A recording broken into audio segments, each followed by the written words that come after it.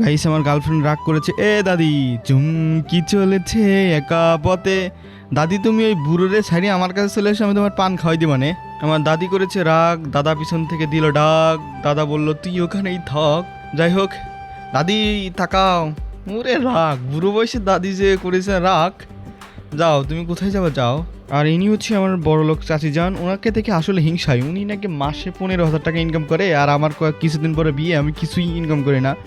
তো আমার চাচি জানের কাছে আমি আমার বইয়ের জামা কাপড় বানাতে এসেছিলাম, হবু বইয়ের।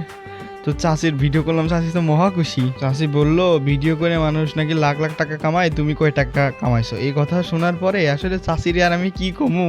ও হে চাচি, এ কথা শোনার পরে আমি বেঁচে আছি। তোমার আসলে ইনকাম 15,000 আর আমার 15 পয়সা দেয় ইউটিউব থেকে।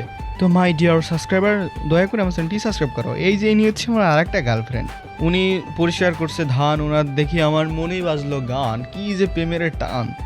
এই কথা আমার যদি দাদা শুনতো আমার ঠ্যাং ভেঙে দিত। ইনি হচ্ছে আমাদের এলাকার চাচি যান। আমি আসলে ভিডিওতে দেখাচ্ছি যে আমাদের এলাকার কেউ কখনো টাকার জন্য কারো কাছে হাত পাতে না, সবাই ইনকাম করতে পারে। আমাদের এলাকায় সবাই বড় লোক, শুধু আমি বাদে। আজকে আমার মন ভালো নাই, তাই চলুন আপনাদেরকে নিয়ে একটু ঘুরে আসি আমাদের প্রাণপ্রিয় মাঠ থেকে, যেখানে রয়েছে ছোট্ট একটা নদী। এই যে কথাই আছে, পড়ালেখা করে যে গাড়ি ঘোড়াই চড়ে সে। এরা সুন্দর করে অনেক পড়ালেখা করে এখন ঘোড়ার গাড়িতে চলতেছে।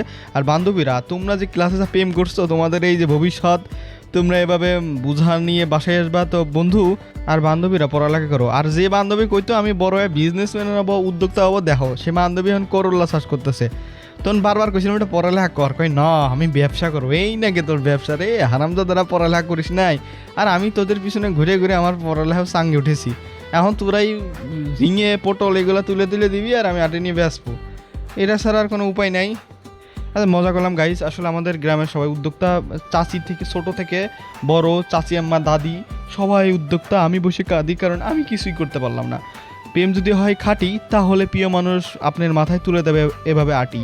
আর কিছু দেখালাম না, আমাদের গ্রামের কিছু সুন্দরতম মুহূর্ত দেখালাম। তো সবাই ভালো থাকবেন, সাবস্ক্রাইব করেন।